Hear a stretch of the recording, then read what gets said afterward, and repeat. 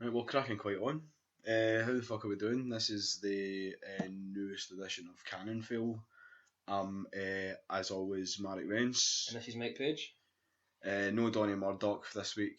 No Storm either. It's just some folk have got to work. And this is, it's a normal show. And this is something that we've wanted to get off our chest for years. It's something that never sat well with us, and it was this dumb... I'm just going to open it up. This is a podcast about heavy metal albums, particularly the heavy metal albums that have come out in the 21st century. So the best metal albums of the past, say... I mean, I don't know when this article was published. Well, I'm guessing about 2011. It was a Metal Hammer article. So from 2000 to 2011, the best metal albums. It was 2009 or 10. Oh shit! Okay. Yeah. So I think fans voted, which is, Oh, here we go. Aye. Yeah. So. Right. But well, we're just going to get to it. Number one was. Right. We'll get to that. Oh, you don't want to spoil We're it? starting by because this is going to take a while to talk about number one because we're not happy with number one. We're just set it up. So we'll go start with number 50. Right. It was Arch Enemy, Anthems of Rebellion.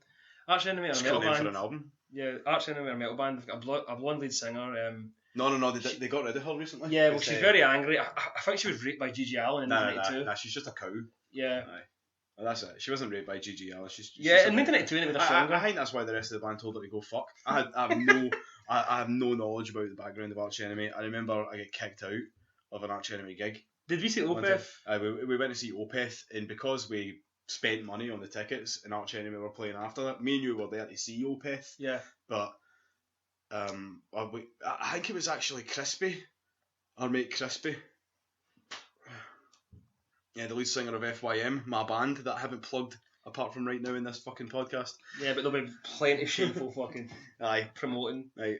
Anyway, the podcast going. Aye, that's what you're going to see on this podcast. Desperate people trying to get you to spend their money on themselves. Anyway. And you shit on. We decided. Yeah, exactly. Yeah, we shite on wrestlers and we're going to shite on music for this one. In the meantime. Right. Anyway. No. Arch Enemy. We're on after Opeth, and me and Crispy were deciding we'll stay here and see if the lead singer of Arch Enemy's hot in person. That was the only reason we wanted to stay. Right. I flung a fucking beer at somebody.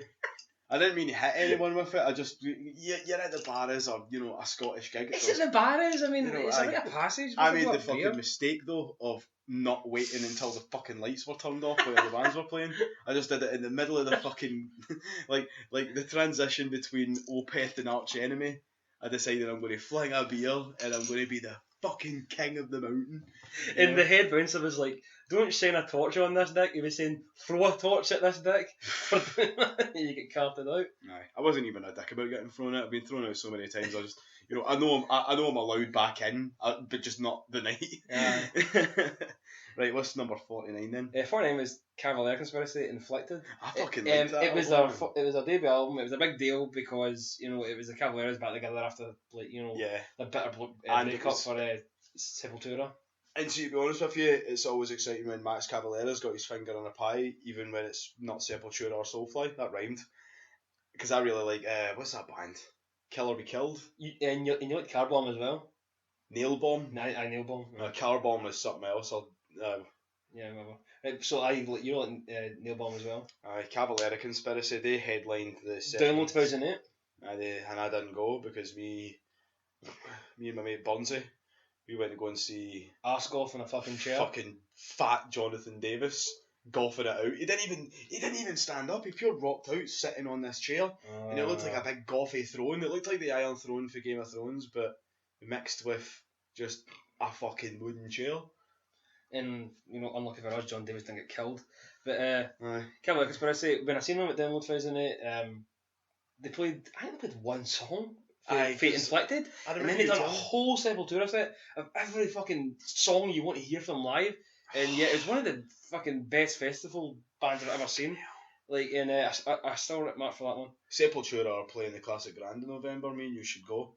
Definitely. I mean, it's going to be big Derek, but Derek era Sepultura is fucking amazing. I think it's been on longer than Sepultura now, like the actual original lineup. Derek era's gone on longer than Mac's era. Oh, absolutely, by a good maybe 10, 15 years. So, you know, like once you stop, begging for reunions, you should listen to music then make your fucking judgment. It's fucking stupid. Yeah, I mean, as long as it's good heavy music, that's all. I really, I've recently started fucking getting into Against in Nation and like Derek Green era Sepultura. It's fucking dynamite, man. Right, I probably should listen. 48 was Anthrax. We've Come For You All. That was a Bush album. That's the one with You Have Always Been My Strength. That one. Yeah, I mean, Keanu Reeves, trying to get a fucking. What film is that for?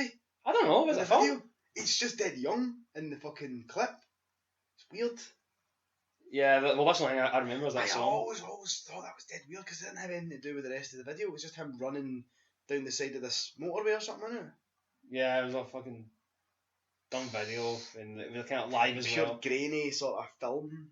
I really never got that video. I remember liking that song though. It was dead on Anthraxy, but... Yeah, it was very radio friendly, but it was catchy, so fuck it. I always remember watching this DVD of Anthrax. It was just an Anthrax gig.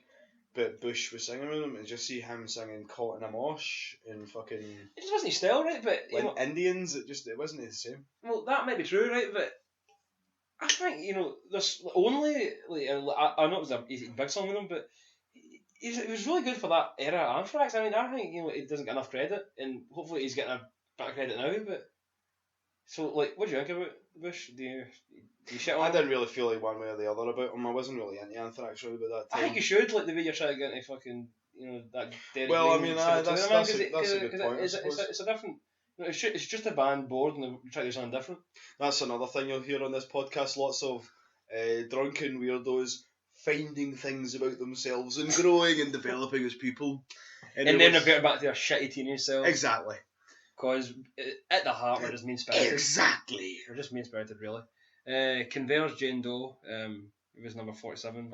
There's a band I've been really meaning to get into because there's Converge. I think might get shot on for this if any Doom guys are listening or whatever, but I think they're like Doom, like what are they like Neurosis and Old Mastodon, Crowbar. They were probably a big influence to the bands then, Converge. Yeah, so fair enough. I know, but I really wish I knew more about them. They're a band I've always meant to get into. Yeah, well, we'll probably see them fucking stereo or King Tut's or something like that. Mm-hmm. 46, a band you like, and I like too, Nine Inch Nails with Teeth. I love that album. I forgot that came out after 2000. It was very radio friendly. It was kind of back to him trying to catch you again. Every single song had a fucking banging bass line on that that great album. hook, lots of great hooks. I mean, we actually seen them last year and they played. They played a good bit. No. Well, they played a Nah. They played a few songs. They played Hand That Feeds, obviously. They played. Which actually cracked the UK top 10 singles. When it first came out. Aye. If it sounds like I'm for a distance, it's because I am. But if it doesn't, then fuck it. Right, so are we quite done with Nine Inch Nails? Nine Inch Nails, I love that album. It's one of my favourite Nine Inch Nails albums. It's a lot of people don't like giving it credit because it's a bit too commercial. It's commercial, man. It's commercial. And to be fair, it's not as good as the Downward Spiral or as good as the Fragile, but it's a fucking banging album. We should have just went, it's better than the two albums, just to fuck with people. Oh, I wish I did. I'm going to delete that. It's better. It's better. I'm going to edit all that out. 45 is the AC/DC tribute band Airborne with Running Wild. Fuck off. Yeah, fuck off. 44 was Dimmu Borgir with Death Cult Armageddon. Oh. Did you have that one time when we were going for a Satanist phase? I was right in the Cradle of Filth and all that. Yeah. They're playing an awesome, by the way. Yeah. No, but I went to see Dimmu Borgir at Download in 2007. They were fucking brilliant, but it was just so sunny outside. Ruined it for me.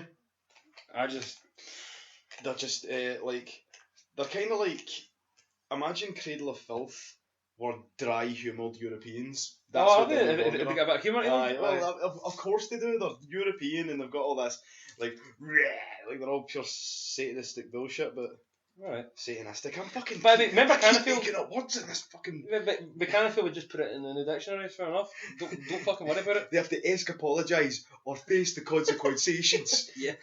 Yeah. Aye, but who was it we went to see and they opened for them? Was it Lamb of God? Aye. Oh no, it wasn't. It was that fucking. Remember that tour? It was the second Unholy Alliance, because we've seen the Unholy Alliance the first time, and no, it was the Unholy Alliance, right? Because I'm going to get to the story, and this band crops up later, right? We were at the Unholy Alliance, and Dimmy Borgir played. Mastodon was supposed to play, and it was the first time we were supposed to see Mastodon, but they had to play it for some reason, and we had to hear one big, loud, shitey gig of Trivium because of it. That's right. And Trivium were so bad that night, it might have been the sound that I couldn't tell one song from another. I wasn't into Trivium. All the songs sound fucking the same. For some reason, they were massive at one point. Yeah, Glasgow was kind of nice, but mostly like fuck you, because there was a lot of Slayer fans that night.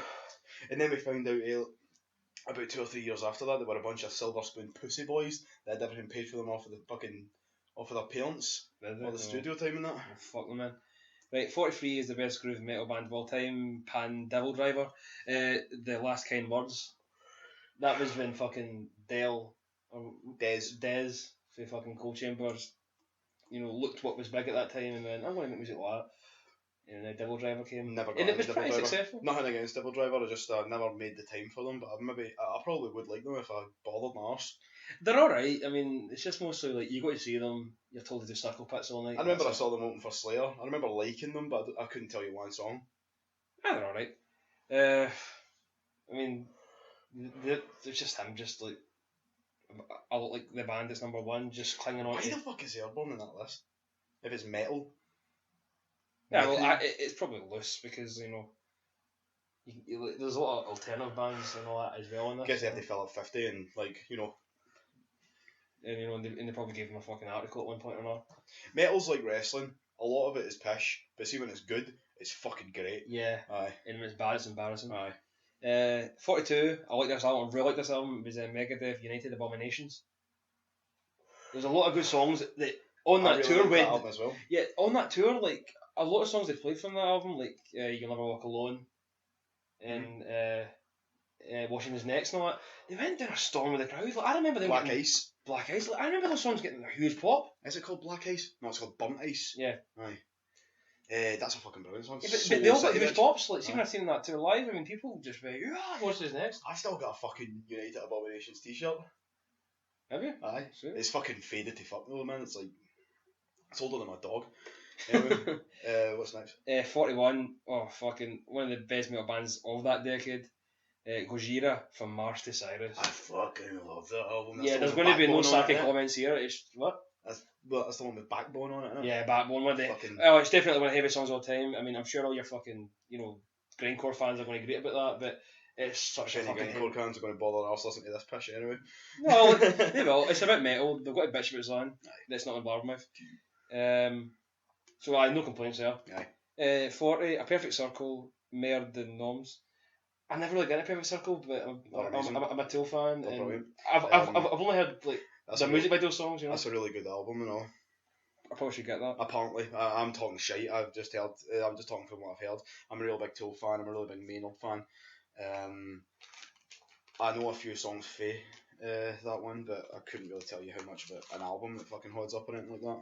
Yeah, 39, and it shouldn't be 39 because it's such a fucking great album. It should be in the top 10 at least. Down to A Bustle in Your Hedgerow. Fucking a masterpiece, absolute fucking masterpiece. Arguably the best album. Yeah, the best album. Okay, I'll agree with that. See when they brought out Over the Under. I played it back to back all the time, but see when I fucking got over that, I went back to the second one. It's fucking better.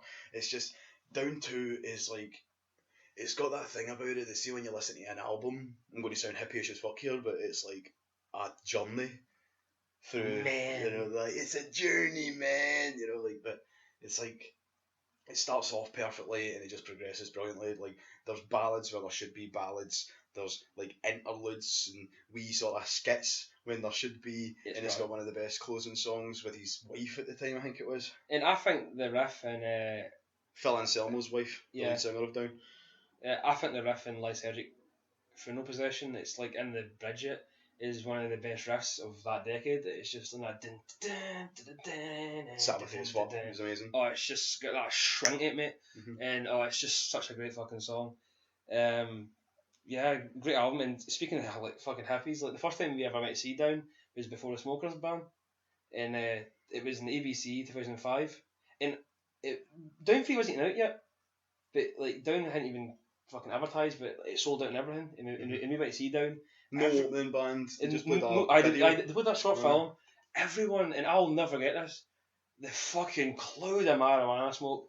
Everyone's sitting down like hippies. Your kid's been drinking marijuana. Yeah, like that fucking sheriff guy fucking bamming us all up. Yeah, what a fucking gig that was, man. First time I ever crowd surf as well, so a lot of fun memories of that. First, second, and third time ever. I was a wee boy at that fucking gig, man. Yeah, me too. Yeah, it was a great gig. 38, Dream Theater, Systematic Chaos. I've got it. I listened to it once and I forgot about it because it's just so fucking boring. Prog garbage. We get it. He's talented. Yeah, that should be like. It's every review. We get it. You're talented. Like, shop. That John Young is a fucking alien on the bass, and like all five of them are really, really fucking talented guys. They're like, what does he describe it as? They're a musicians band, you know. Yeah, if that's your bag, then a lot of these metal critic guys talk about how probably the most important album they brought out was Images and Words.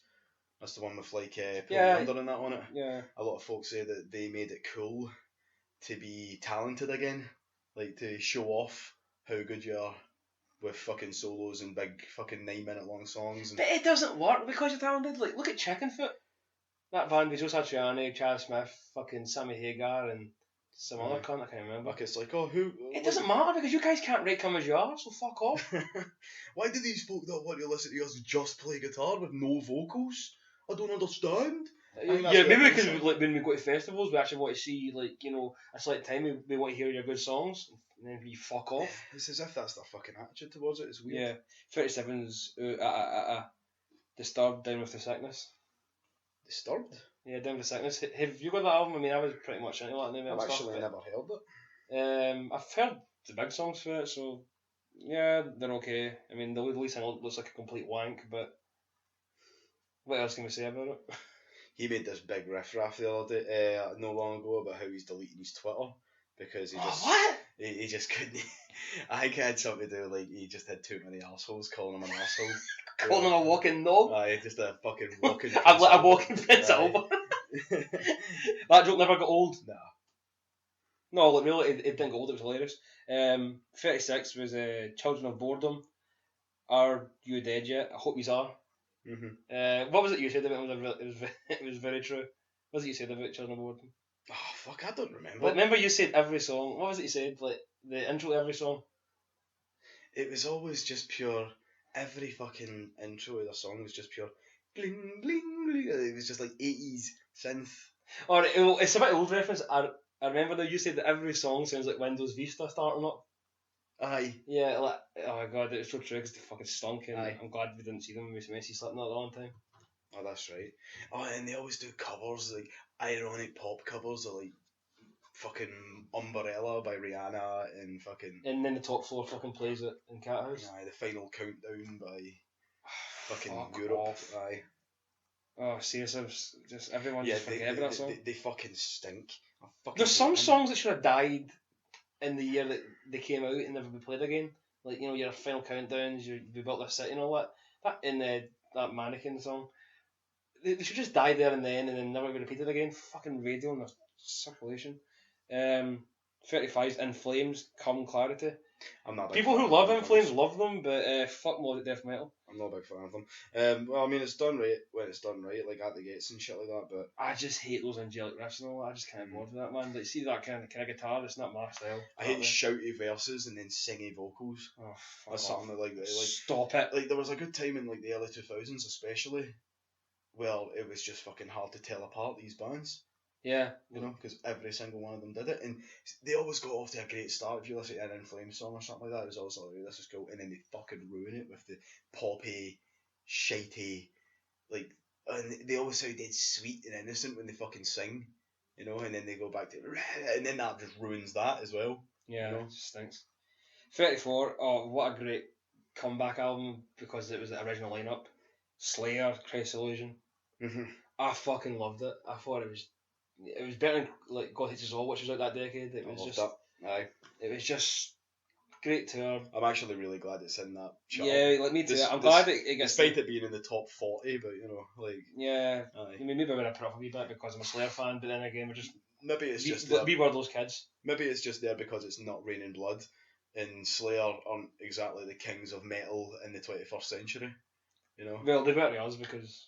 Yeah, because we were big Slayer fans. We used to dog school to watch DVDs and listen to Slayer songs. I never fucking did that with any band since. Yeah. Not even with Faith No More, well, my favourite band now. Time, yeah. But I mean, obviously, I'm 25. You can't dog work and like so, and not get paid and go fuck it, man. You know what I mean? But Sol Invictus came out. It was like, oh, I'll just listen to it on my way to college. You know, on my iPod. It's not the fucking same. Yeah. I'm getting old, man. But Christ Illusion, I always remember. It was a proper comeback sort of album. What was that album out before that? God Hates Us All. Oh, that was a good album, though. Came out in 11 because they knew. That's right. Did they not announce that they're bringing out their new album on September 11th this year? Yeah. Not that anyone would even give a shit. Yeah, at this they're down point. their arse now. I mean, we get it. Your main songwriter's dead, and the best drummer all the time isn't your band. Go fuck yourself. Mm-hmm. 33, Testament, The Formation of Damnation, which apparently was a really great album. Never heard it. I heard the same thing, even if folk that don't even really like Testament. Yeah, apparently it was really great. I seen them at Download. Fucking, they were on the first stage. They blew the roof off the tent. They were so good. It was packed. It was heavy. It fucking hurt. If you spend like 12 quid on a shitey cowboy hat, don't wear it at a Testament gig. Yeah, I guess I still get the fucking cowboy hat to prove it. Yeah. And I always remember that big, bulky Brock Lesnar built English guy. He looked like Brock Lesnar's brother with a fucking baldy from Derby. If Brock Lesnar does actually have a brother that doesn't really look like him, then I apologise to the fucking guy. But he was a fucking monster, like a Hulk, you know, bald head, big English guy, wearing a wife beater, and he just goes, Testament, oh fucking brilliant! That was like his voice didn't suit it. Like, I bet Lesnar, who's not the toughest voice, fucking you know? Yeah, so there you go. Right, 32, oh fucking brilliant. Opeth Watershed. This would have been Opeth for just, you know, just making brilliant albums all the time. Brilliant albums. Just far out brilliant albums. I mean, like, you know, they were making good albums in the 90s, and then 2000s they were in that decade, they were just in their prime. Opeth, they were just making classics all the time. Yeah, they were unstoppable. I love Opeth. I don't know. Have you heard their new one? I think it's called Pale Communion. I've not heard the new one, no. Right, you've heard Heritage? It's a bit like that. Aye. I was kind of thinking maybe the Heritage thing was just a sort of experiment. Like, they just wanted to do an album like that. But apparently just that's what Opeth sound like now. Like, they're not pure harsh at times. They're, you know, pure. Because I remember, like, Jethro Tull 2.0. Oh, fuck. Kinda. Because like, I remember Michael saying like his two favourite bands on the old Opeth website were the Beatles and Morbid Angel. It makes so much sense. Morbid Angel was actually the only metal album in his list of favourite albums. And and they put so much influence in it. Altars of Madness. Yeah. Aye. And then like you've got like, you know, fucking the White Album by the Beatles and that in there. It was fucking brilliant, man. 31. I mean, we're really into a fucking stride here. Mastodon, Leviathan. That's only 31. And that's one thing. That's very true, Merrick. It's fucking terrible that it's only 31, but what an album. I don't know what you say to that. I should at least... And see, when you look at fucking albums that are supposedly better, they can fucking go kill themselves. These fucking Keep It True festival faggots. Aye. Oh my god. But you know, just to big up the album. Big up. Oh, fuck man, Mark's contagious. Mark's contagious, man. Anyway, oh no, but that's a great album. A lot of people still think that holds up more than any of their other albums. A lot of people fucking shit on the new one, by the way. Once More Around the Sun. Oh, fuck off. You know what? They're the best metal band of your generation. I can't wait to tell my kids about them. I'll say this about Once More Around the Sun. It took me about maybe 8 or 9 listens. Really? Aye. Why? I don't know. It just didn't land well with me the first few times. I had Killer Hooks, man. Excuse me. I did, but I don't know. I just had to feel like because I love Mastodon so much, and I knew it was a good album when I first listened to it. I loved what do you call it? What's the best song on it? Chimes of Midnight. I loved the Motherload. Tread Lightly was a great song. Oh, Aunt Lisa and Halloween. Aye, but all these songs. Halloween was one of the ones that caught me away. Aye, but it wasn't until like my 9th listen or something that I thought, right, do you know what, this album's fucking great. But the only beef that I have with that is the Crack the Sky was amazing right away. You know, I heard that album in its entirety twice. Blood Mountain was amazing right away.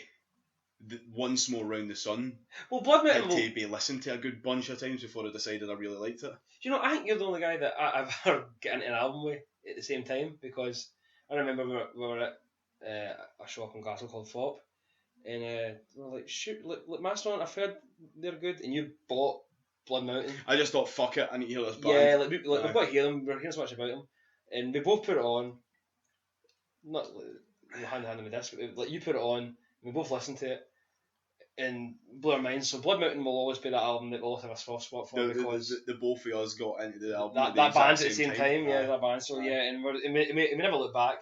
No, I've seen them a good bunch of times live now. Yeah, and they're one of my favourite bands. In fact, you know, Mastodon are playing the same time as Metallica in the Leeds Festival, and I swear to God, I would see Mastodon over Metallica. I had no idea Metallica were playing the Leeds Festival. That's mental. Yeah, because Lynn Wren. But I would see Mastodon over them now, because I think they've took their throne. I think they're the best metal band in the world right now, Mastodon. Like, I think that. I've seen Metallica live a couple of times. I think that's enough. Yeah, and the fans are assholes for the most part. Like, their new album isn't going to be very good, probably. Well, you know, let's hope not. Alright, where are we? Right, so 30 is Alice in Chains, Black Gives Way to Blue. It's a good album. Yeah. It's I'm very glad we've seen them that time. Oh fuck. What's that song that I fucking love for the album? Looking in View. Looking in View. Oh, yeah. I love that song. It like, see if you told me that song was on Dot. Well, maybe not Dot. Fuck that, actually. No, forget I even said that. It's a great song. I mean, I do get what you mean by that. It's a very... No, it still sounds like Alice in Chains, you know? Right, 29. And this is when we're going to get raging at like albums like this beating Leviathan and Watershed and all these other great albums, and from Master Cyrus. Velvet Revolver, Contraband has beaten all these albums. It's alright. Slash and Duffer on it, it's a big deal. Alright, Cousin Roses, I suppose. I don't know. They're rock and roll punk. It's an alright album, there. It's like Scott Weiland, Scott Weiland, he quit the band on stage. Yeah. Did you know that? Did he? Right. Maybe he's going to grow up and die. I remember saw Stone Temple Pilots after they got back together after the day. Yeah, it was pissing down that date download, and I had to leave. They were good though. I remember that. I was pissed as fuck, but pissed as fuck. But yeah, there's always somebody who is just wetter than everybody else. Right. Yeah. I've always wanted to say it to you because I didn't say that day. Right, so I said it now. See when Aerosmith went on after them, the fucking clouds parted. It was roasting. I dried up like a fucking... Yeah, I changed my socks and I came back and said Aerosmith and they were brilliant. And I came back and I was like, your tape got fucked for the rain. Or for the Sunday night rabid fans. What happened was I had a padlock on my tent that year. Asking to get fucking broke into. Yeah, and I had the wee tiny fucking key. It was the size of a fucking... I don't know. You could have put it in your Jap side, put it that way. Yeah, it was the size of a fucking mini chip. Right? The crisp. Right. And I had it hidden in my wallet. The first couple of nights, in fact, no, the first one night, it worked wonders. I had myself locked safely in my tent. I felt content. I was comfortable, you know, and I thought, right, this is going to be fine. Night 2, I'll lose the fucking thing because I dropped it in the grass at night time and never found it again. So what I ended up having to do was to tear a fucking beer can in half to make something so that I had something sharp, and I just sort of cut a slit in the bottom of the tent just below the locked zipped door of my tent, and that's how I got in and out of my tent, was to crawl out of it like Ace Ventura crawling out of the Rhino every fucking morning and night. Oh yeah, I should do remember. Whenever I wanted to go to bed, that was my fucking process. I remember you like a sack of crap coming out one time. So when it started pissing down on the Sunday, I was just pure phoning you and phoning a bunch of other folk like, do something with my tent because everything in there's going to get fucked with water. Yeah, I remember you making up some mornings like a sack of crab, like a very sore head with a stiffy, an actual stiffy that was impossible. Yeah. That's how I met Nicky. Yeah, that's right. He thought that was funny as fuck. Yeah, you met your drummer with a fucking, and you had a serious hard on for him. Like you had a serious hard on. So I still do. Anyway. Yeah, he's a good drummer. 28. We fucking love this album, but 28. Come on, Deftones' White Pony. Why is that 28?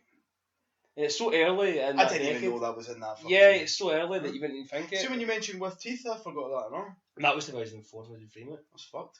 I had no idea. In fact, it could even be 2005. I don't know, fuck it. Right, but that's still a long time. Yeah, I mean, it's 2015 now. You know, White Pony was fucking like that. Was them moving out of that whole new metal thing. They were really, really changing their sound at that point. They were the only band that was still good once. Well, I mean, like Slipknot and Korn.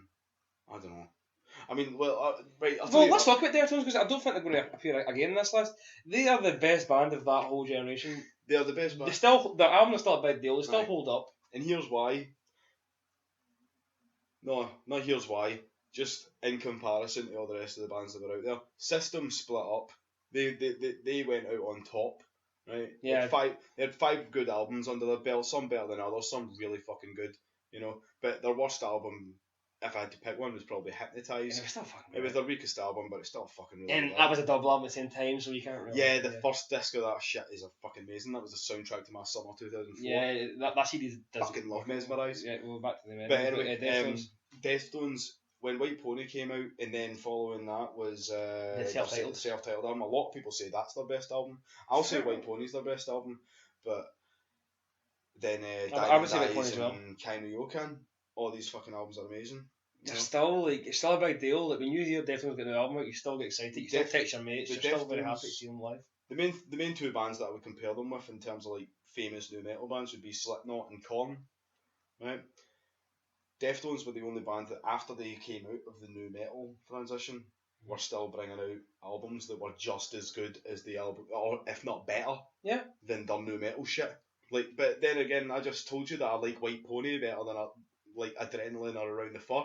I like their self-titled album better than Around the Fur. And anyone who shits on Saturday Night Wrist should fucking suck their wrist because that is a fucking great album. It's one of the most. It's one of the. And Beware's one of the best songs, right? I'm saying this right now. Beware. That's like in my fucking top 10 fucking Deftones songs. So but again, same with Hypnotize. If I had to pick their weakest album, it would be that.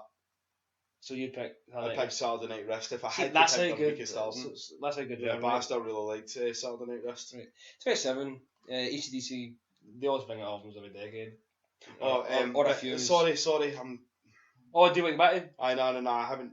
I'm not ready to move on yet. I've just spoiled 27. Oh my god. Fuck. I nearly spoiled number 1. I know you did. I know you did. But, anyway, I'm looking at the album of Content right now. Slipknot brought out Volume 3. That was a brilliant album. All Hope Is Gone was a fucking shanner. And Volume, I think it's just called 5, The Grey Chapter. Yeah. Yeah, it was like. Yeah, it was alright. It was like I was sharpening my knife so much, but it was actually quite good. Those 3 albums put together aren't better than their first album or Iowa. Iowa, man, fucking one album. Same with Korn. See, from I don't know, maybe Issues onwards, like they never brought out an album that was better than their self-titled album or Life Is Peachy. A lot of people might tell you that they like Issues better. Like that is their favourite Korn album, but it's. I wouldn't mind that. Like, Issues is a good album, but it's not as good as Life Is Peachy or their first album. But Deftones, in my fucking opinion, are the only band that got better when they stopped being a new metal band. Yeah, definitely. Compared to Slipknot and Korn. Yeah, they were better than that after a while, and you know it didn't sound pretentious because of that. They just like it was a great transition. Mm-hmm. Yeah, fucking great band. 27. I actually don't know already. Is AC/DC Black Ice. That's the one with. Yeah, Rock and Roll Train. I seen them twice in that tour, and they were did that when I went to see them at Hampden last Sunday. Me and my dad went to see them. This is like round about the time their new album. I think it's called Rock or Bust. Yeah, I heard that when I was doing a gym class. But they did Rock and Roll Train. I guess that was like a pure big hit. Like it was a great song. You could probably put. I mean, maybe it sounds great live. I mean, why wouldn't you do it? You can't put it up there with Highway to Hell and Back in Black and fucking you know, what else for those about rock. But you could put it in there with Dirty Deeds and maybe, you know, what's the other one? I think Dirty Deeds are one of the best songs. Like fucking High Voltage and shit like that. Like fan favourites that you don't really think of right away. I always forget how many fucking hits they have. Oh, they're a great live band. And they've always been great live. They've never been shite live. So if you ever get a chance to see them, see them. I didn't see them this time because like I had that whole like, oh well, the band's falling apart kind of thing. But yeah, it was kind of sad watching that, wasn't it? Like with Phil and with Malcolm. Was it? Aye. Was it dementia? Yeah, it was dementia. Yeah. Aye. No, but he was too sick to play in the band anymore. But yeah, I don't even know if it was Malcolm's decision, but you know, imagine Malcolm just woke up like, they fucking start off without me, like.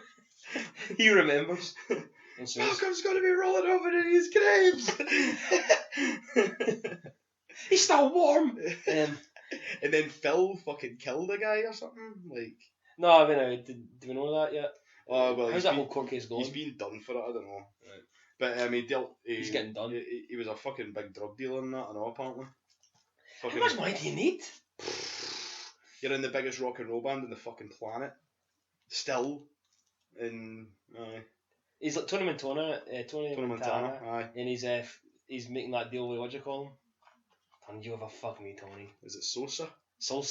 So like, you know, he's got all that money, but he wants to make more. So he piece of shit up there. I never like him. I love that when they fling about the. It's like you find out that he's been a DA or something like that, and they show him. They give Tony the binoculars, and he looks up, and they're flinging him out with a helicopter. Like they've done this before because they just give wee signals to each other. Oh my god! They fling him out the helicopter, and he's hanging for the helicopter.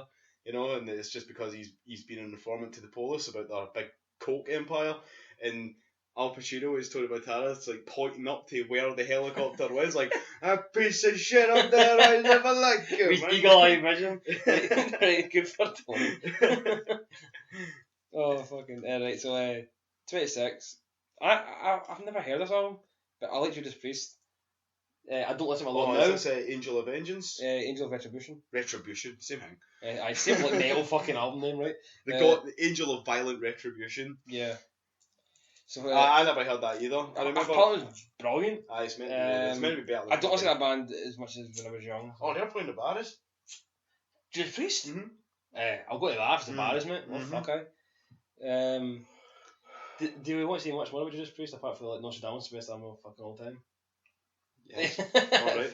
I bet you that Angel album's better than Nostradamus. I know we talked to a couple of pals that are Priest fans, man. I mean, like, you know, like Screaming for Vengeance and Defenders of the Faith are just amazing. I don't even know what. Probably Sin After Sin. I think that's no. Fuck the one after that. Stained Class. That's my favourite Judas Priest album. Like there was one point they were like Opeth, they're just in a roll and making great albums. Aye. But right, 25. I think you'll know more than me. This Killswitch Engage, End of Heartache. Is that the one with the half-cast guy, or is that the one with the screaming white guy? Nah. End of Heartache. End of Heartache, that's the one with I can't remember his name, but the black dude. But they kicked him out. I don't know if they kicked him out or if he left, but... He done CM Punk soon. After they left, aye. After they left, they got the old guy back. I can't remember the fucking name of the album, but everybody fucking talks about how amazing it is. Their first album, the one with My Last Serenade. I remember that being the album that was kind of like, it was paraded around as going to, you know, this kills new metal, this is changing metal and all that. And I guess the way it was, because this was about 2003, 2004, new metal had its time in the sun, and they were trying to push something else. And I remember Killswitch Engage, like, you know, I was still, you know, down with Adidas and fucking NY caps, so I was a bit hurt when they came out. But you know, I'll give it a listen now to see what it was like. I really don't care. Like, I mean, like, I was never into them. Not my shit. Not my bag. No machine. Fuck metalcore. 24 was Mayhem, Ordo Ad Chaos. I don't know how you said that right. Mayhem, black metal. I don't know, Mayhem were still better on albums. So what you got about Mayhem? Fuck you. Fuck you. Is that Mayhem? Aye.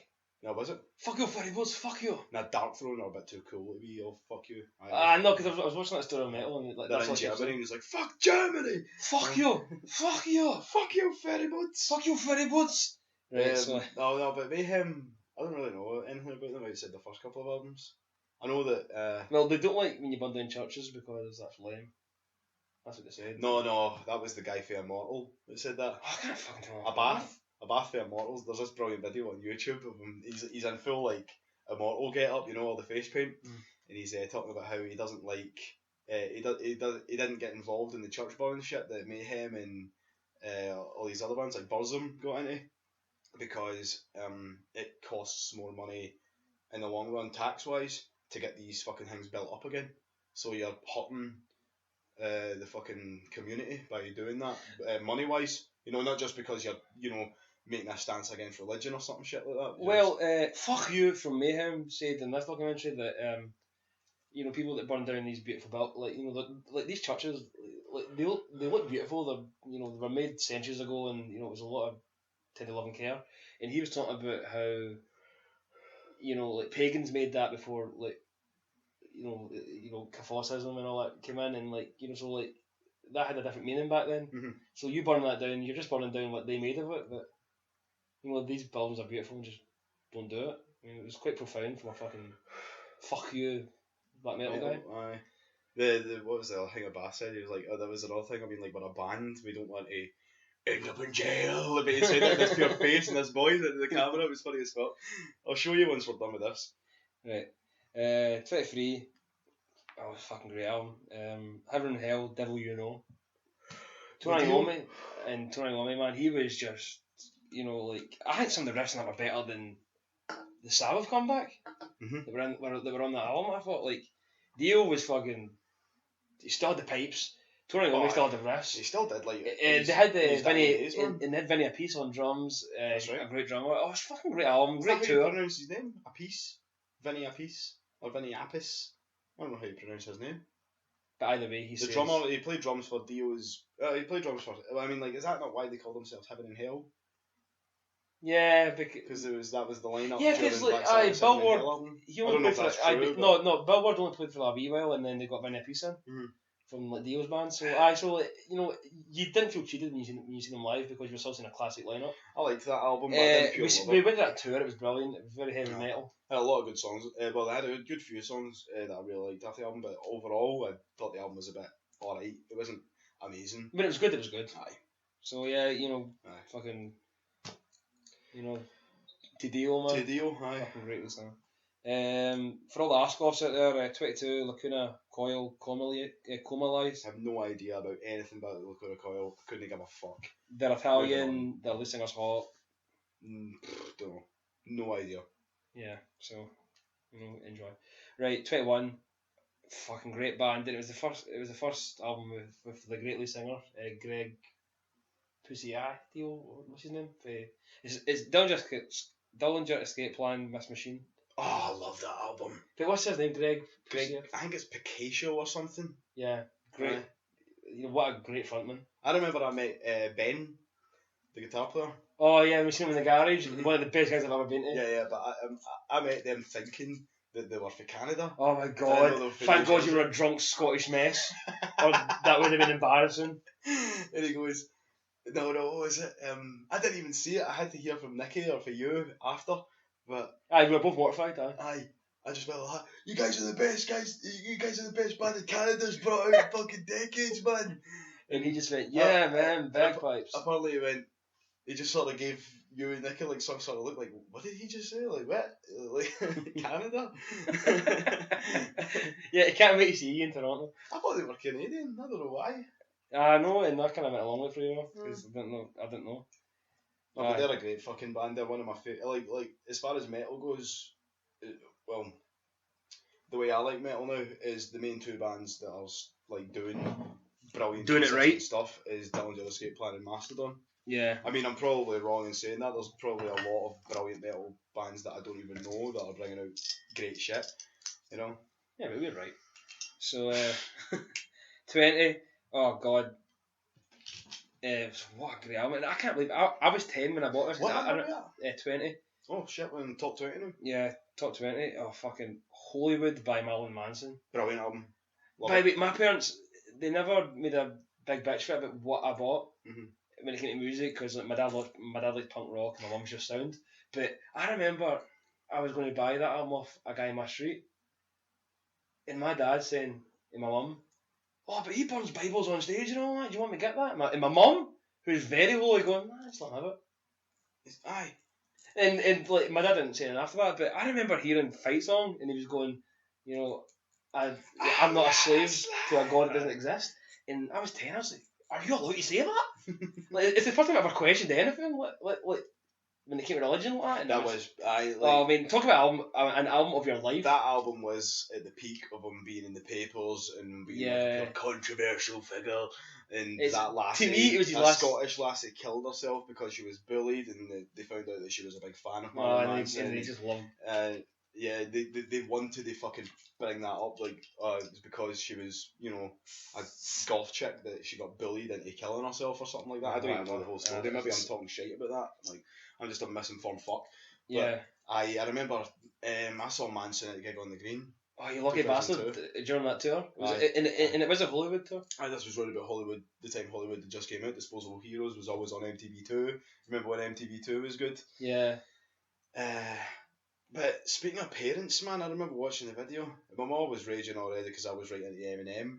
Yeah. Well, he was. And he was another one. He was on the same like. Well, if you take listen to music, you know, you had Manson, Eminem pissing off everyone. I mean, that's the way music should be. Like, your parents should hear it. Mm-hmm. But my mum just sort of shittily went, "I hope you're not getting into him." But that was sort of the end of it, because I just sort of like, well, I mean, I kind of am getting into him, you know. Everything he brought out after Hollywood was just a bit of a letdown after another. Yeah, that was the last great album. Mechanical Animals is his best album though. Fair enough. Well, you know, as far as I'm concerned, man. I don't know. I've got a soft spot for Hollywood because, you know, that whole time, and I always remember, I always think back to it, and I just love that album. And that's the one with Disposable Teens. Fight Song, Their Love Song, Nobody's, Target Audience, Present Dead. It was just a fucking great album, man. Like, honestly, like, go back and listen to it if you listen to it. I forgot how much I love the Nobodies. That's a brilliant fucking song. Aye, and you got the acoustic version on it as well. That's right, it's a bonus track. Yeah. Fucking hell. Yeah. Well remembered. I've listened to that album a lot. Especially when I was younger. Mm-hmm. 19. By this this metalcore shite, right? By the time this came out, we weren't relevant anymore, and we fucking hated this genre so much. Bullet for My Valentine, The Poison. Why is that number 19? Because the kids love it, man. Oh, I suppose. They are just the Backstreet Boys. This chart's just going to go a bit downhill now, isn't it? Yeah. Listen, can I pause this? Yeah, because I need to go for a piss as well, so we'll pause it. Right, we're back. How you doing? Where were we? 18, you're talking about, you know, the chart going all downhill after that fucking 19 Bullet for My Valentine, The Poison push. We didn't really talk a lot about Bullet for My Valentine, did we not? Because it's this shitey, angelic pop chorus pish with screamo in it. And I remember that lead singer, right? Also wore that fucking Aiden t-shirt. And emo at one point in the late 2000s was Public Enemy #1. I was in high school and we were really into metal, so we really hated that shit, thinking it was going to last forever.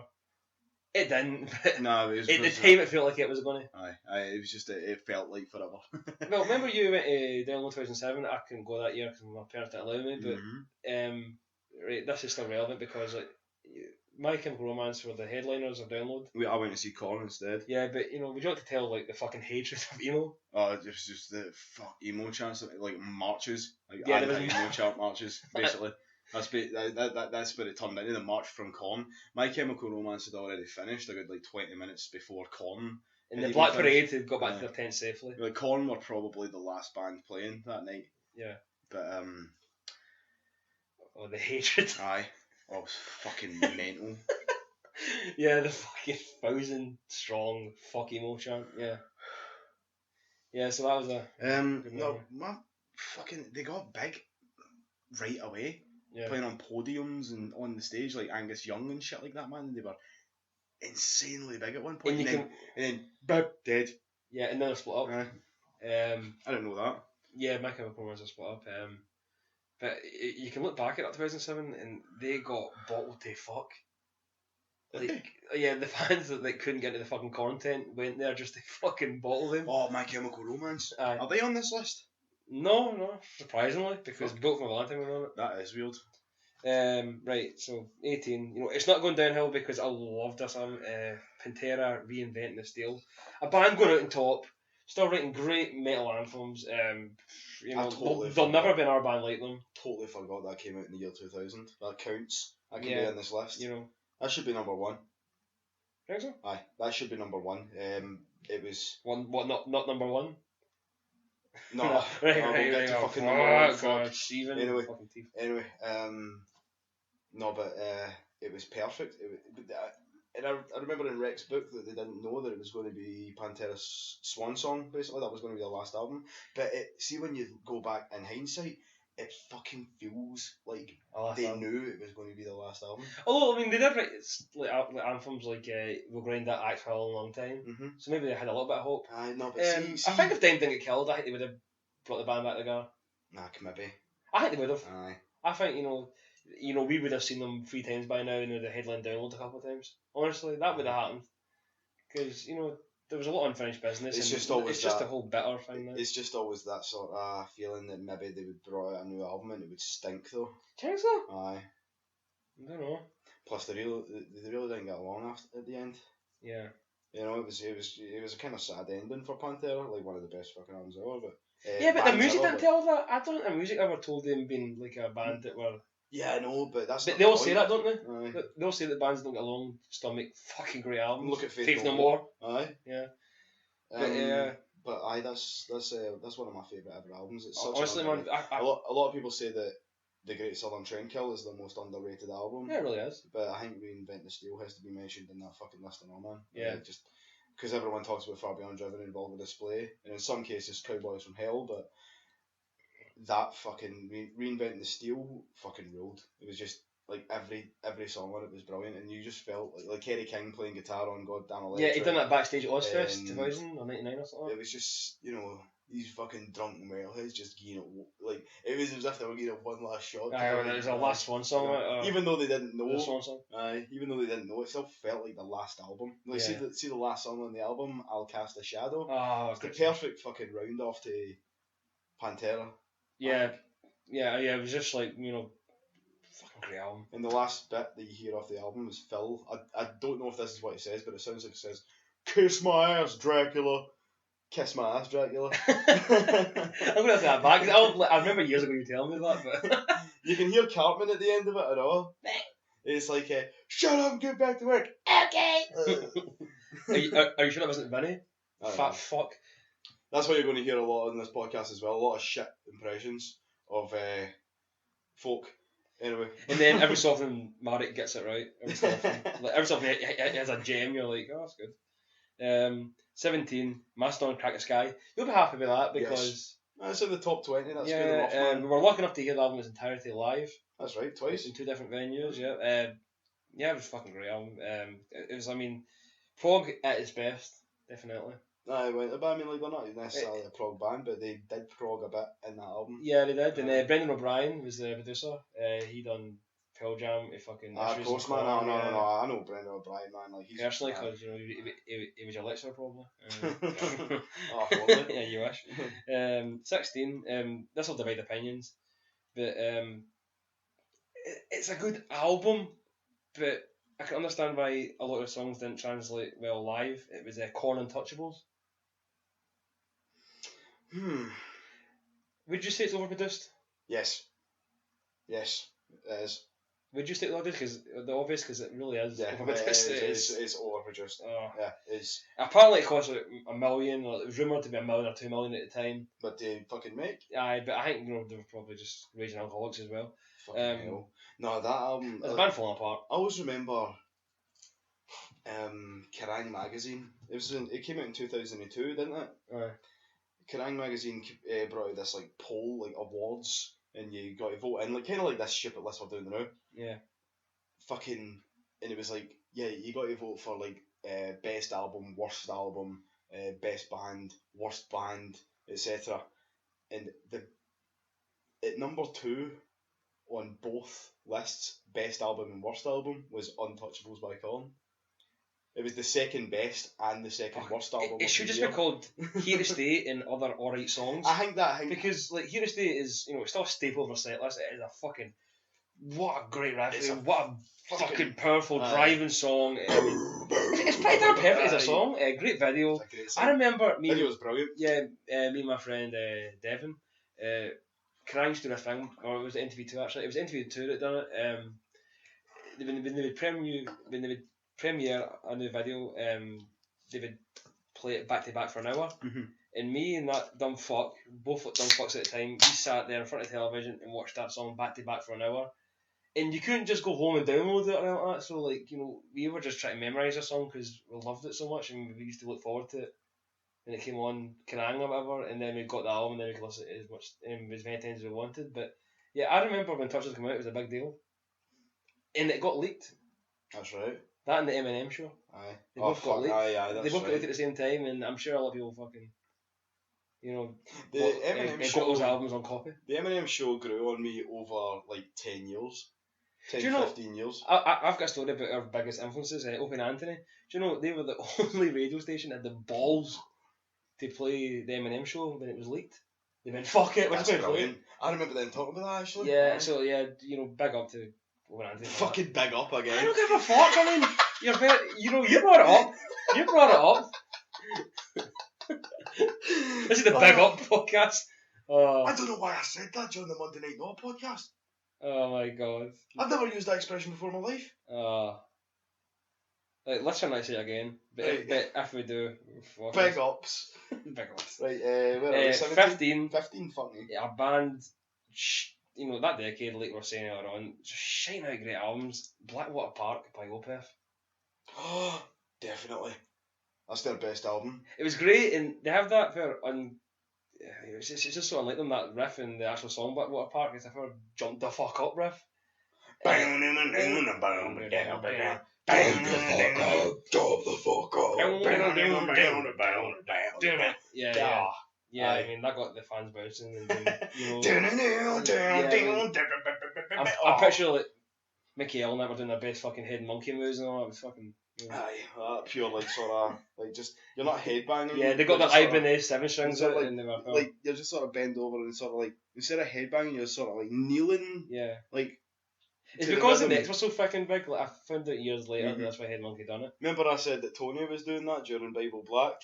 God, yeah, your dumb impression of Tony Iommi. I don't know why I didn't bring that up when we were talking about fucking the devil, Yeah. I don't know why I started doing that. It just felt right. Yeah, you were doing Tony Iommi, man. He's fuck you, and he's. Oh, that's right. Because when we found out the Sabbath were doing a new album. Yeah. That was the idea that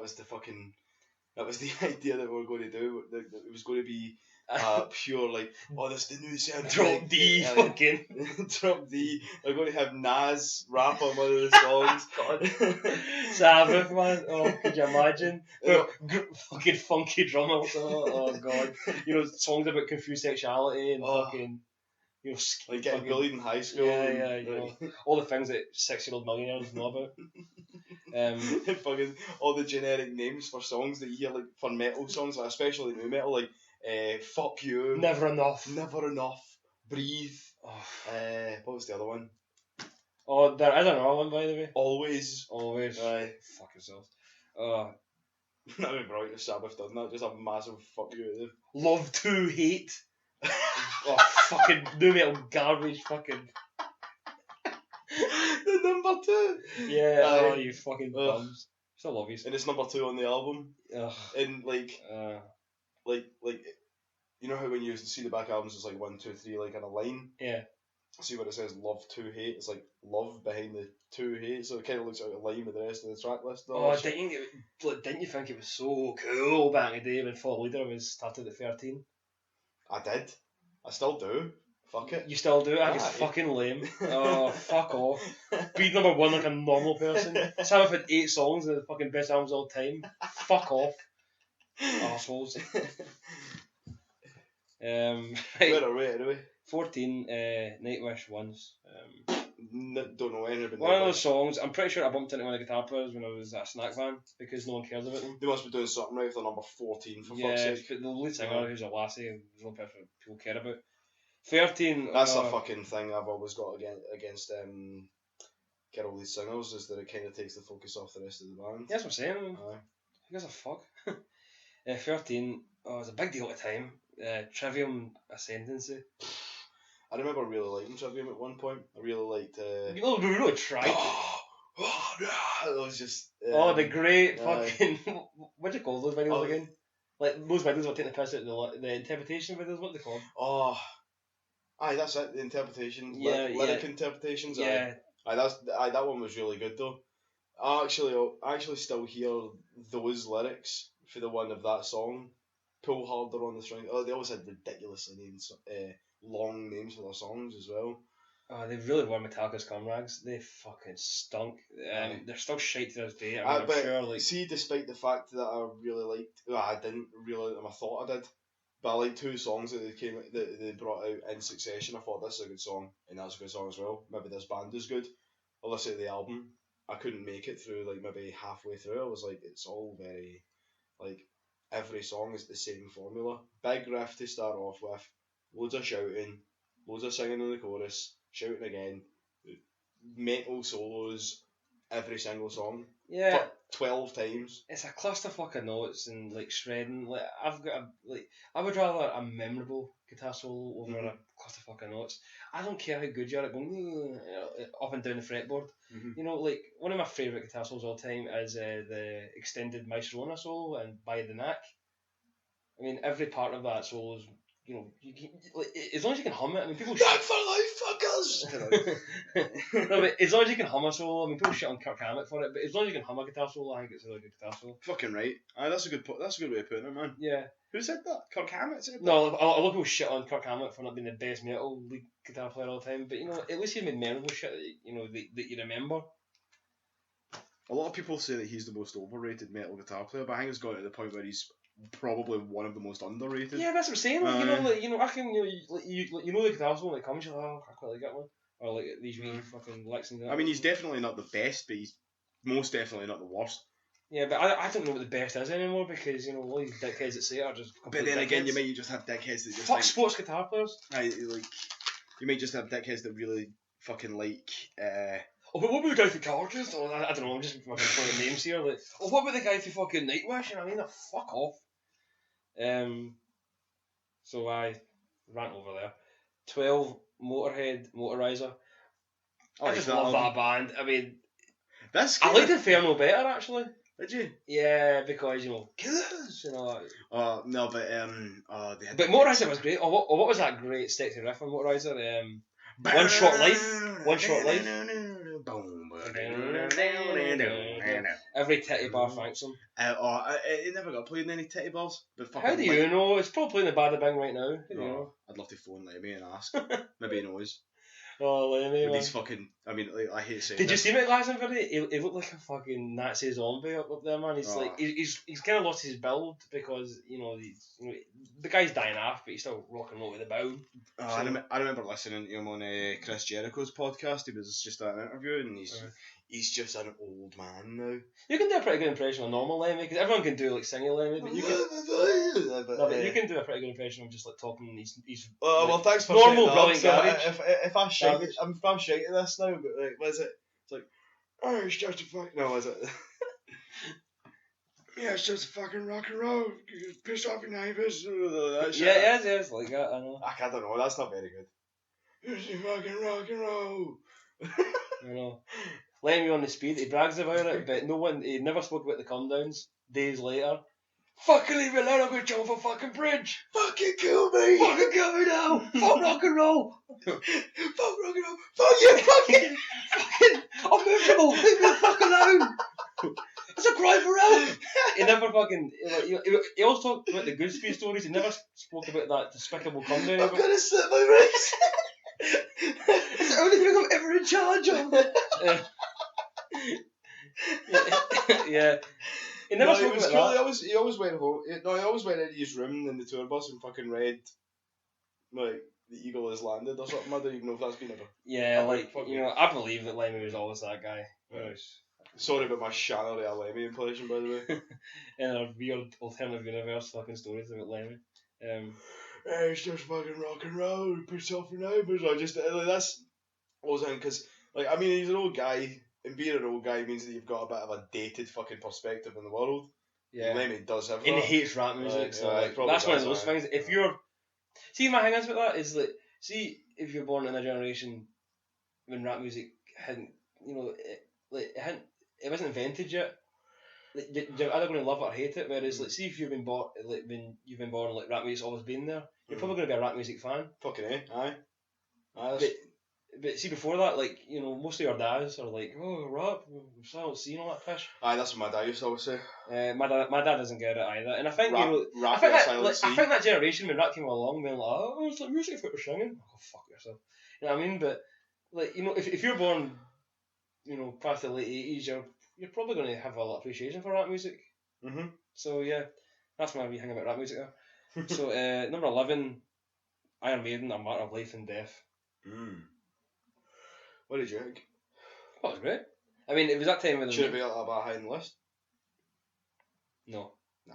I mean, there's a lot of albums like White Pony and that should do. No. Leviathan. I actually loved that album, Matter of Life and Death. Yeah, I mean, we were in high school, we went to see them live, yeah, and then we bought a ticket for that tour. It always reminds me of my wee brother because when I first heard it, it was on my birthday, my 17th birthday. Oh, what? And on that day, my wee brother had to go into hospital for appendicitis. Mm-hmm. And for some reason, that album always reminds me of it. Yeah. Because the first time I'd heard it was when that shit happened. He's alright, obviously, it's fucking appendicitis, it's not that bad, but it's just I always connect that album with my wee brother getting sick. Yeah, my Marek, can you cut down with the sweet stories? It's fucking up Canfield here, right? But my guy's okay. Right. But I'm not Life and Death. It was a great album, and it reminds me of that time of being 16 and getting into Maiden. I always remember they played it in full at the SNCC.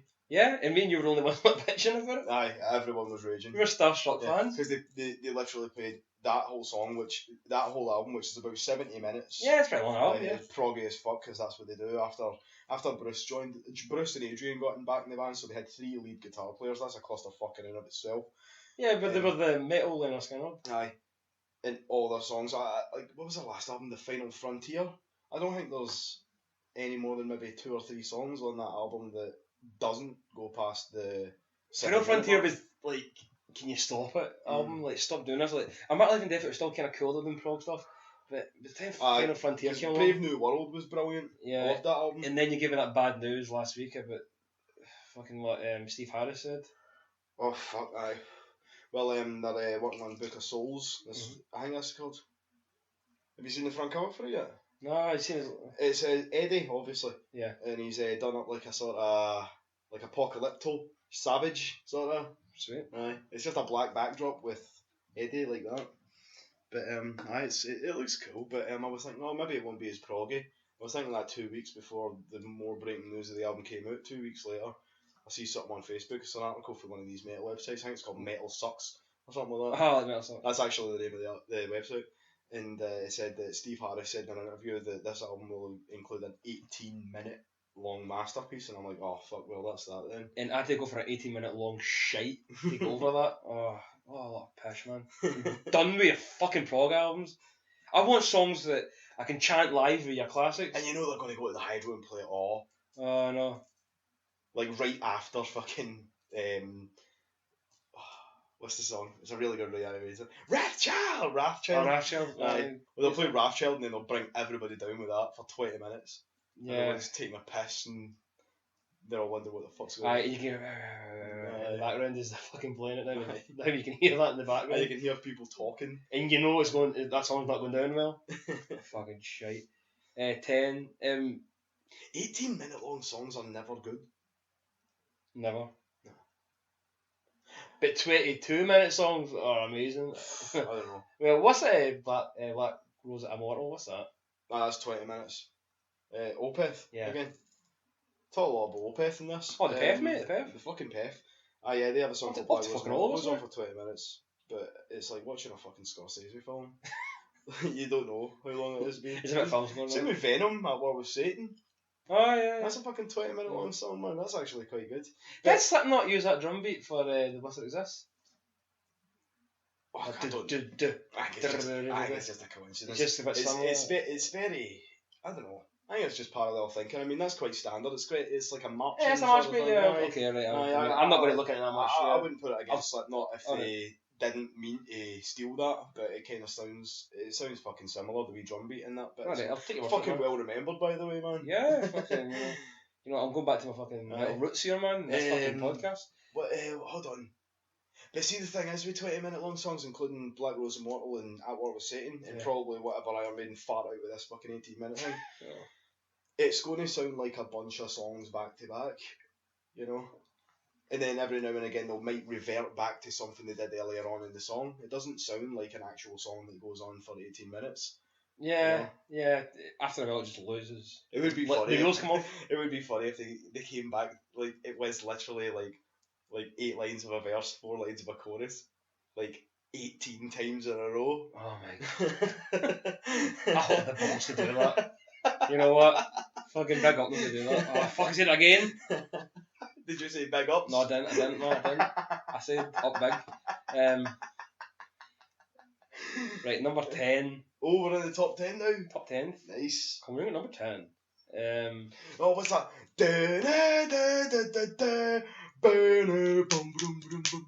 Number 10. What was that? The Top of the Pops. Oh, right. Was it the top 10? Top of the Pops? Oh, fuck it. Oh, it was, man. Folk will know the reference. Oh, that. Number 10, Tool Letterless. What did you say about the album again? Did you say just fucking end or something like that? Oh, just fucking end. Aye. I'm pretty sure it's got a few clashes on it. Yeah, it has. It's got Parable. Yeah, and it's got. Oh, what else? Oh, fuck. Parabola? Aye. It's Stinkfist not on it? No, Stinkfist. Oh, that's an Enema.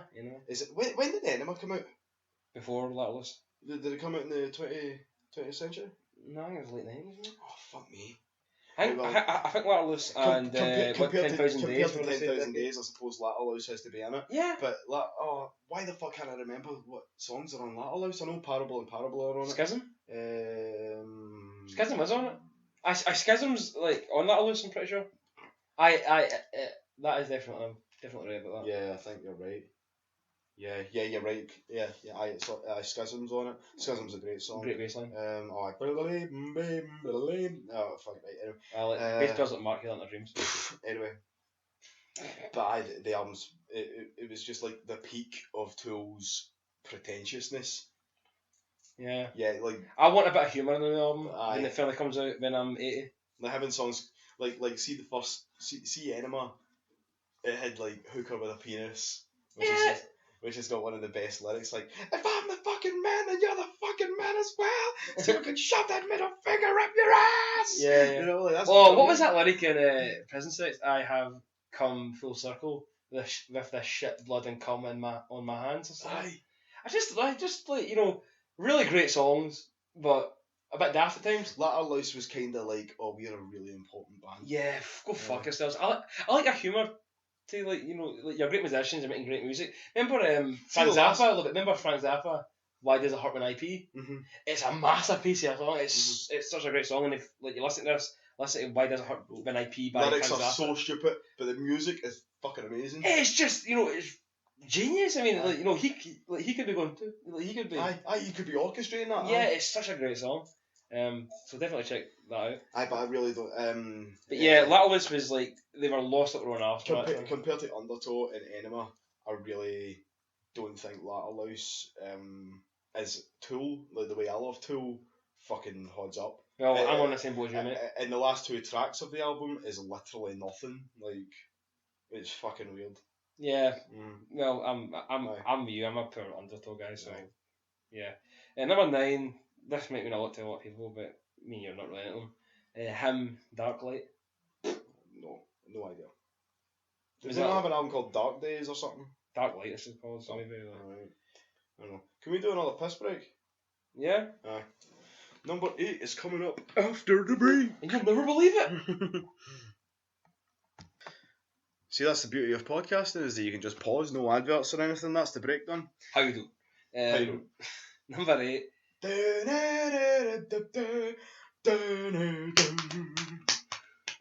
And coming out at number 8 is Avenged Sevenfold, City of Evil. Apparently they're and I'm so down that I wrote AV7, man. That's how down I am. Oh. Alright, so Avenged Sevenfold. Oh, you forgot the X.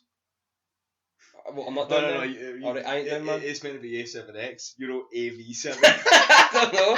I don't give a fuck, man. Oh my god, I'm not getting the catty unders now. Oh, shame. Won't let us back in after last time anyway. Yeah. Because we're so ignorant. Because we're so fucking funny. Anyway. We're so fucking funny though. Yeah, we are. No, that band are really important, but I just think they fucking stink. I think they're the biggest. They just rip off everything. They're shite. Like, is this going to lead metal into a new fucking horizon? It's pish. It's just. See, the only reason why I really think, from a fucking corporate cocksucker point of view, they've been around long enough for them to be given. I'm going to talk in wrestling terms. Fuck it. A push as a band. You know, they're going to have a bunch of marketers and promoters behind them. They're a bunch of good-looking guys. Chicks dig them, right? They go down well with lassie fans. They've got a lot of girl fans, and one of their members died. Yeah, it's that old Cliff Burton thing. Alright. Like, they've got a lot going for them. I mean, I know that sounds horrible, but see, having an important member of your band die when you're just approaching the peak of your band's fame, that's a fucking big deal to folk. You know? Yeah. So, I mean, like... The album they brought out... I'm not saying that... last album there, oh my god, like, that's just rip-off City. I know that sounds really fucking horrible, but the Rev dying helped them get bigger. Yeah. You know? Yeah, and you know what I mean, like... Shit. Folk love that, like, because they didn't split up, they didn't call it a day, they didn't John Bonham it, you know? Yeah, it's called Class, but Aye. they didn't John Bonham it. But I mean, like, good for them, fuck it, they headlined Download last year, I don't really give a shit about them, you know? Like, they had that song, all their songs, no, do you know what? I really like Backcountry for them, because it reminds me of Central 2. Just shooting helicopters while through my motor, just like. Alright,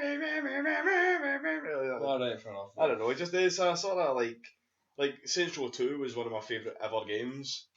You know, because it came out around about this. It came out around about the same time as Grand Theft Auto 4, which is one of the best games ever made. Fuck you if you don't agree with me, but Saints Row 2 had all the fun that a lot of Grand Theft Auto 4 was kind of lacking, you know, like it had that sort of GTA Vice City edge to it, you know. I quite like GTA 4 for that though. I mean... No, GTA 4, like, it took me like maybe my second play to realise what the whole point of it was. Yeah, fuck you, the American Dream. It was a fuck you to the American Dream. Like, not everything works out, and when it does, it's always at a fucking bastard at a price. But, you know, we'll get into that in detail another time. Aye, fuck it. I'm not... It's a bit profound, this one. Yeah, but you like Backcountry, so... We're growing. Anyway. 7...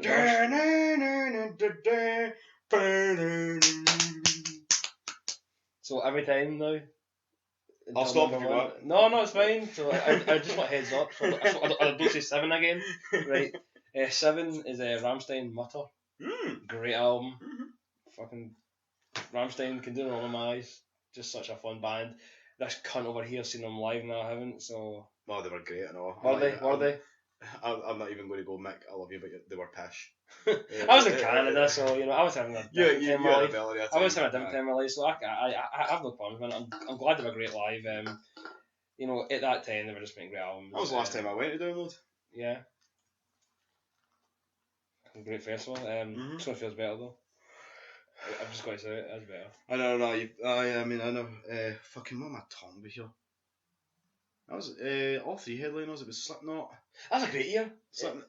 It was the first time I saw Slipknot live after Paul died. It was Slipknot, Rammstein, and you should know because you were there. Iron Maiden. Yeah, it was great. It was... Iron Maiden didn't do Hallowed Be Thy Name. Oh, fucking raging. So they were shite. Aye. That's what that means. They closed with Running Free, and they didn't do Hallowed Be Thy Name. They done Fear of the Dark. They did Evil That Men Do. They did Iron Maiden. I don't care. It's not relevant now. You don't have the name. You fuck yourself. They didn't even do it. They didn't do any songs from Final Frontier. That's how you fucking just got a tumour, man. It's like, you know, if you don't have a name. You got another tongue tumour, you fuck. See, we grow then we don't. Me smoking a cigarette while I say that. Yeah, so like Rammstein, fucking great band, you know, great riffs. Yeah, they're awesome. Motto's probably their best album. Yeah, they're the most German band ever because like you get bands like Scorpion, and you've got bands like Crater. Crater's like kind of like a thrash metal band and like kind of copying like the American scene, and Scorpions just sound like a fucking American band, whereas Rammstein are very German. They're pretending to be anything they're not, and it's great music and it's very real and very honest, and you know I'm sure if Hitler was alive today he'd hate it. I think he would love it. No, he wouldn't. Him jamming out Rammstein. No, like because of the Reich and all that, he would have to hate it, man. Even if he did like it, he'd have to kill them. I don't think Hitler. I don't think Rammstein would be Rammstein if it wasn't for Hitler. I don't know that sounds. Yes. Because what's that mean? Fuck. Even though Hitler isn't even German, he was one of these guys that like you always associate Germany with. Yeah, but and you can pure sort of camp him up a bit. Hitler. Yeah, he's the Belgian bruiser. Aye. No, Austrian.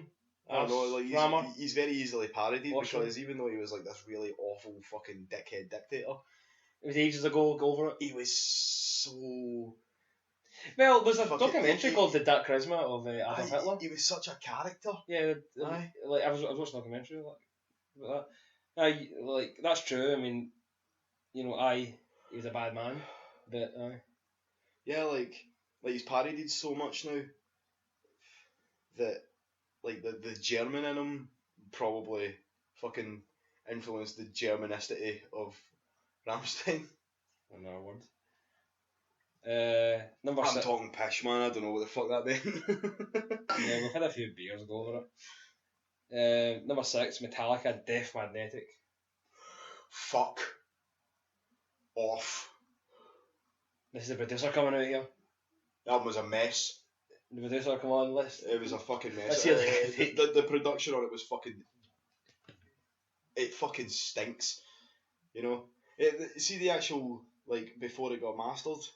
Version of it, you can hear it on Metallica Guitar Hero or Rock Band or whatever it was, and it's actually better than the fucking songs on the album, like the way it was mixed, because they hadn't like. Cause Rick Rubin's a fucking lazy bastard. I heard somebody say something really funny about him, but I can't quote it now, and I wish I wrote it down. Oh well, that's that fucked. Yeah, I know. No, I mean I should have said this after the podcast, but oh fucking hell, I wish I wrote that down. It's like something like Master Compressor or something like that. The extraordinaire of Master Compressor. Yeah, it was something like that, yeah. You have to turn it all, like see when you listen on your headphones or something like that, you have to turn it all the way up to hear it properly. It could have been a great album though. It could have been. No, do you know what? There's a lot of good songs, so fuck it. It shouldn't be that high in the list though. That's fucked up. Yeah, that's fucked up. I guess they had to put Metallica in it, didn't they? Yeah. And that was the only album that wasn't Saint Anger that they brought out this fucking decade. Aye.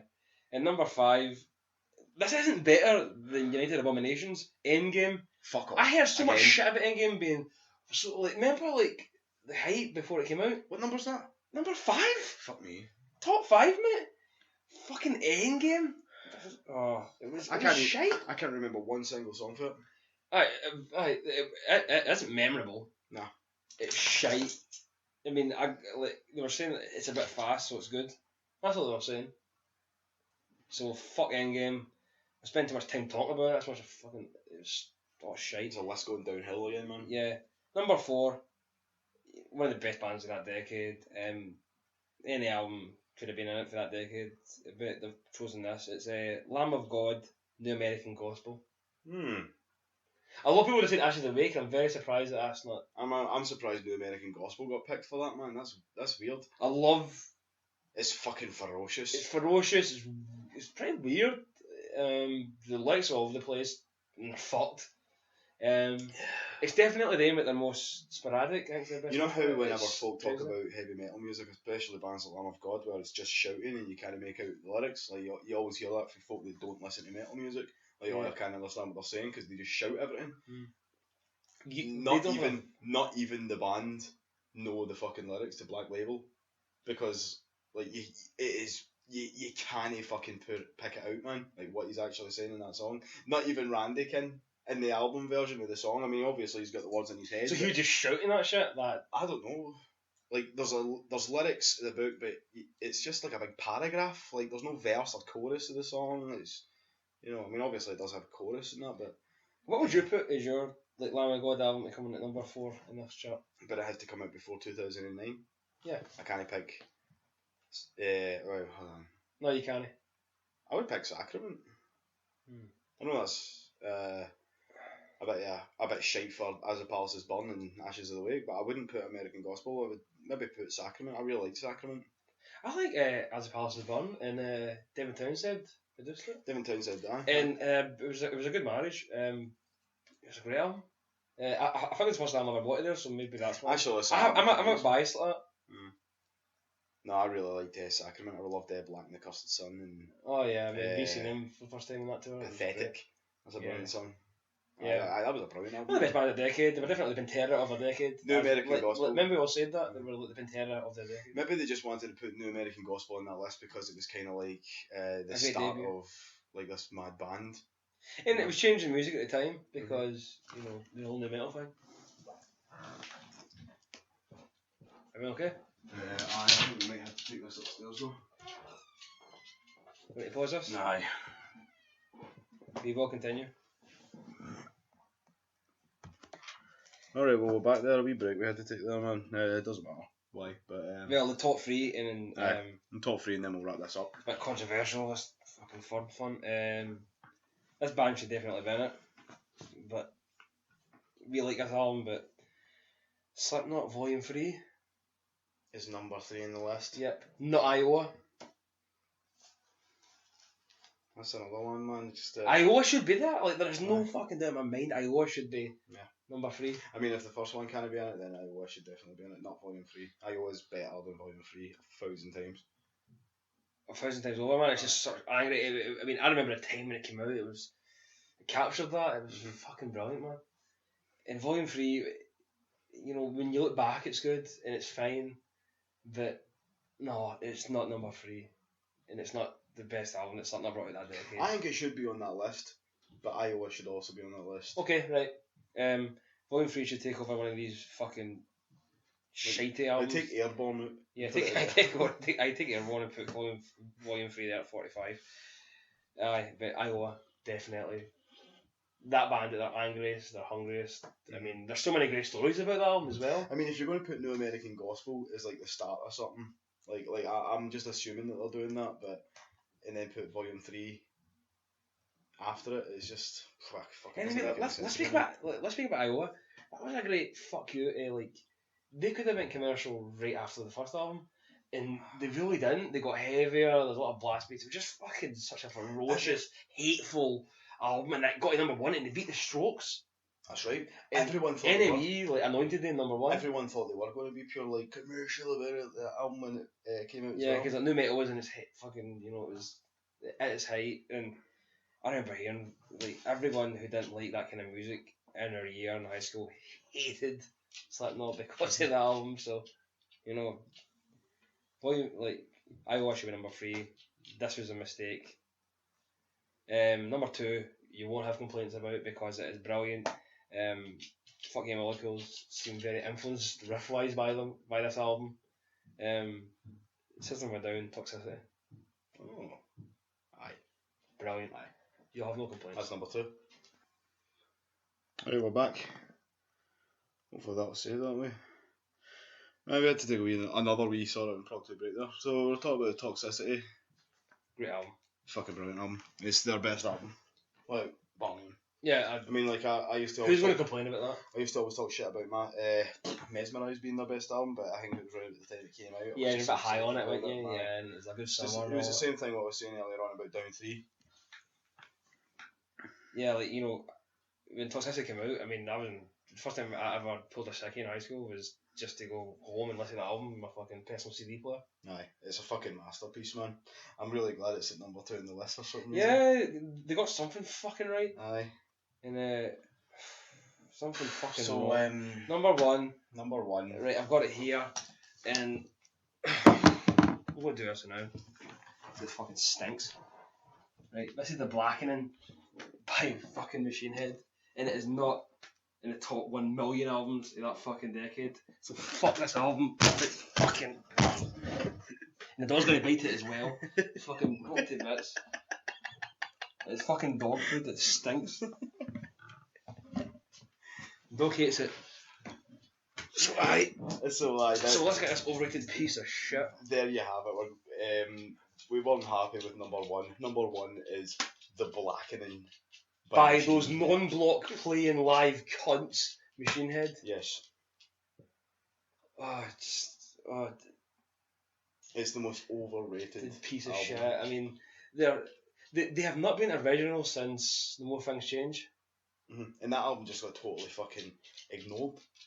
And then they brought out Burning Red and Supercharger. They became a new metal band for a wee while. And then they found out fucking this whole metalcore thing that stunk up this list is big. Mm-hmm. And decided to do a sort of like, oh fuck me, I don't even know how to describe it. It's just like, you know, let's write our Master of Puppets. Let's write our fucking metal epic. It's so preconceived. And we were there on that tour cycle, and Halo is one of the worst metal songs of all time. It was overplayed garbage as well. Yeah, and I seen them at a festival, and they didn't envy the video, which they should always envy. They ended with Halo. Oh my god, Halo. I wanted to die a drug over this, man. It fucking stunk. And all you fans, you know, you talk about how good the fucking Blackening is, and, you know, Metal Hammer, just like, you know, is this the best that fucking decade had to offer? And we're talking about so many great albums here. See, the thing is, man, see the past 2 albums that they brought out since then are fucking worse. Yeah. But see the fact that the Blackening got appraised so fucking much. This is no point of podcast. Rotten. Aye. Because I just can't believe you cunts parading this like it's the best album of all time. I mean, it's not even Machine Head's best album. It's not even close. It's not this decade's best album. See the 4 albums that they brought out before the Blackening? Yeah. Were all better. Yeah. And yet we're stuck here number 1 looking at this piece of shit, and no one has questioned it until now. And I hope we fucking start something here because it stinks. It's such a shite album.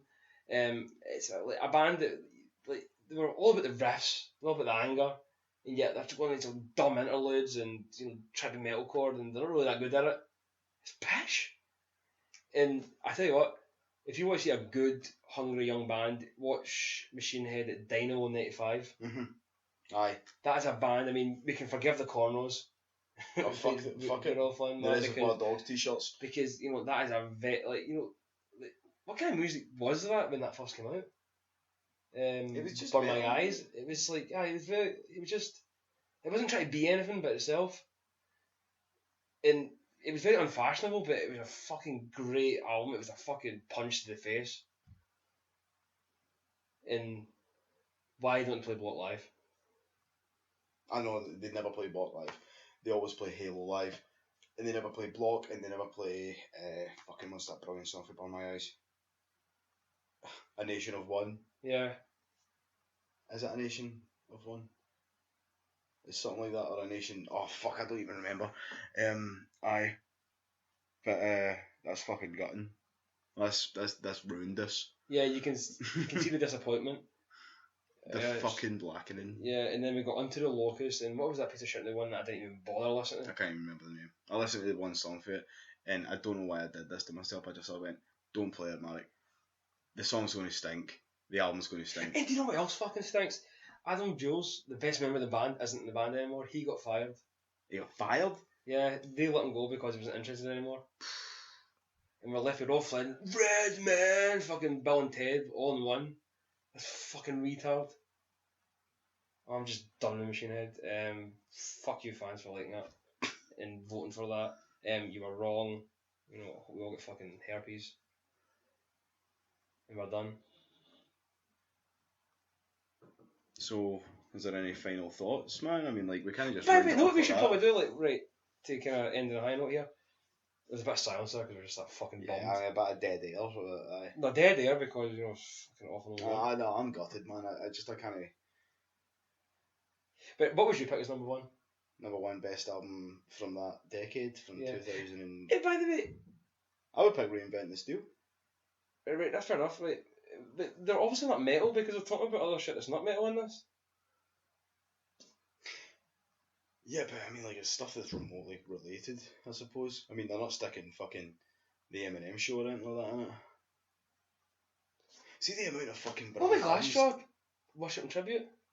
Would you put that in it? Yeah, we'll put that in it. Why isn't that allowed? Like, why isn't that number... You would have to take top metal. 10 at least? You would have to take metal out of the fucking list, or at least put that fucking rock/metal fucking... Okay, Velvet Revolver. I don't know. I would put Worship and Tribute. The best. Worship and Tribute. Reinvent the Steel, would you say? Reinvent the Steel, I'd put that as number one. Reinvent the Steel. Or fucking... I don't know.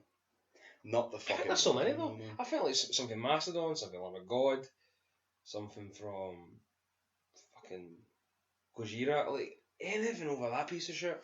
I think they were the same as Avenged Sevenfold though at the time, is that they had all these promoters and fucking producers behind them to, you know, make this album look like the fucking da.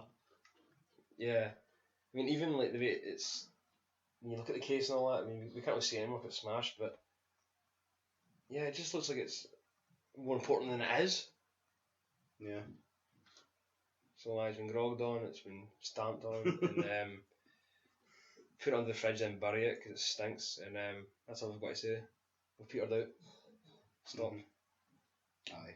So thanks for listening. Sorry this has to end on a low note, but we'll talk about something more uplifting than our dismay at this overrated garbage being voted the number one album of metal album of the past 10 years. Right, can I have a final thought? Okay. It's still going. Alright. Metal is shite.